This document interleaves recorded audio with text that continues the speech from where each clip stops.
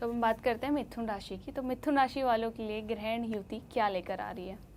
अब हम मिथुन की अगर बात करें तो इनके लिए तीसरा घर एक्टिव हो रहा है, यानी तीसरे स्थान पर जो आपका पराक्रम है वहाँ सूर्य और केतु आ गए हैं। ठीक है, वैसे एक बेहतर भी स्थिति है क्योंकि तीसरे घर में है, पराक्रम में है, तो इतनी परेशानी नहीं लाएंगे, आपका प्रभाव बना रहेगा। कम्युनिकेशन के मामले में बहुत अच्छा करेगा।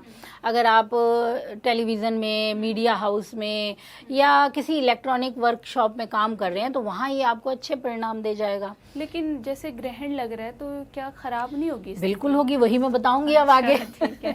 यही तो मैं अभी अच्छा बता रही हूँ, तो मैं बताऊंगी परेशानी कहाँ दे देगा आपको। ठीक है, आप अभी अच्छे का मजा लीजिए मिथुन राशि वालों।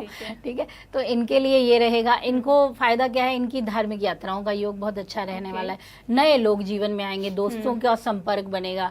अब परेशानी कहाँ आएगी, अब यात्रा करेंगे तो ट्रैवल में दिक्कत आ जाएगी, कोई चोरी हो सकती है, सामान खो सकता है, ये चीज आ सकती है। अब जो घर जहाँ पे ये बैठी हुई युति है वो है छोटे भाई बहनों का घर, तो उनका सुख खराब हो सकता है, उनसे संबंधित परेशानी आप झेल सकते हो या उनके साथ ही आपका विवाद बढ़ सकता है। ऐसी चीजें अपना असर डालेंगी। ठीक है, इसके अलावा जब हम देखें तो ये युति यहाँ पे भी अपना पितृदोष का प्रभाव डालने वाली बन जाती है क्योंकि राहु सामने आ जाता है भाग्य भाव में, नवम में, तो ये भी कंडीशन बनती है पितृदोष की। तो यहाँ पे भी दिक्कत आती है, आपके काम जो है वो समय पे नहीं हो पा रहे होते हैं, बार बार विलम्ब हो रहा है, जो लोग जुड़ रहे हैं उनसे धोखा भी मिल जाता है। तो चीज़ें आ रही हैं लेकिन परेशानी भी दे रही हैं। तभी ये युति यहाँ होती है तो कहते हैं कि मतलब भाई बहन के होने में दिक्कत दे जाती है। जब किसी जातक की कुंडली में ये युति होती है तो कष्ट ज़रूर दे जाती है कि उसके सहोदर उसके लिए शायद ना हो पाए या होकर भी ना होने जैसी स्थिति दे जाए। तो अगर हम उपाय की बात करें तो मिथुन राशि वालों को इस दौरान क्या उपाय करना चाहिए? देखिए, इनके लिए भी यही है कि आपके लिए एक तो अपने ग्रह बुध की स्थिति को सुधारना है आपको, और दूसरा पितृदोष जो बन रहा है आपके कुंडली के लिए उसे ठीक करना है। तो यानी अमावस्या और जो पूर्णिमा है, इन दोनों तिथियों पे आपको दान कार्य अवश्य करना है, अपने पितरों के निमित्त कार्य।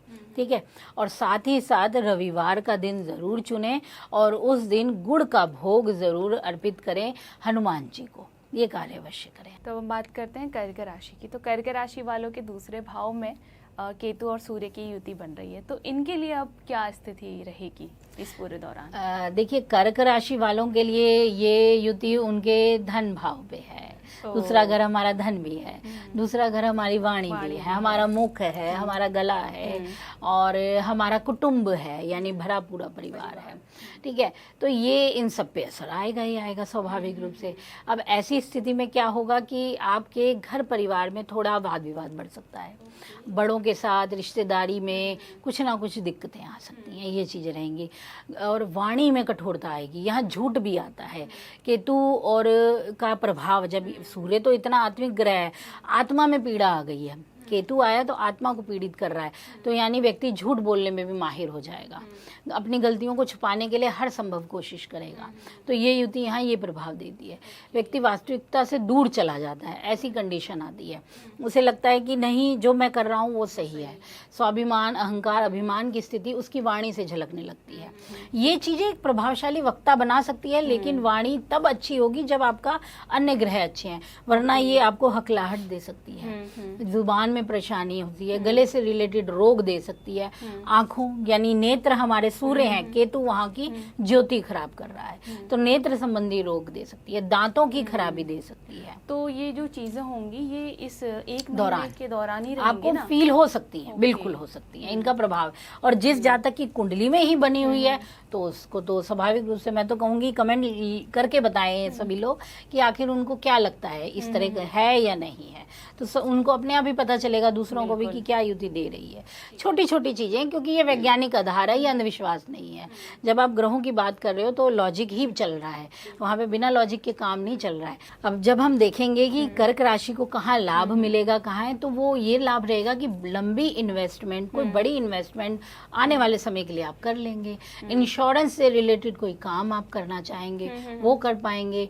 यहाँ पे थोड़ा सा फायदा ये भी मिल सकता है कि कोई पैतृक संपत्ति से आपको लाभ हो, मिले। लेकिन ये बहुत बड़ा लाभ नहीं होता। ये वैसे पैतृक संपत्ति की मुश्किलात को बढ़ाता है, स्थिति को खराब करता है, क्योंकि आपके अष्टम पे भी असर आ रहा है, बिल्कुल। तो उससे आपको परेशानी होती है, लेकिन कहीं ना कुछ छोटा मोटा लाभ भी आपको यहाँ मिल जाता है, ये फायदे मिल जाते हैं आपको यहाँ पे।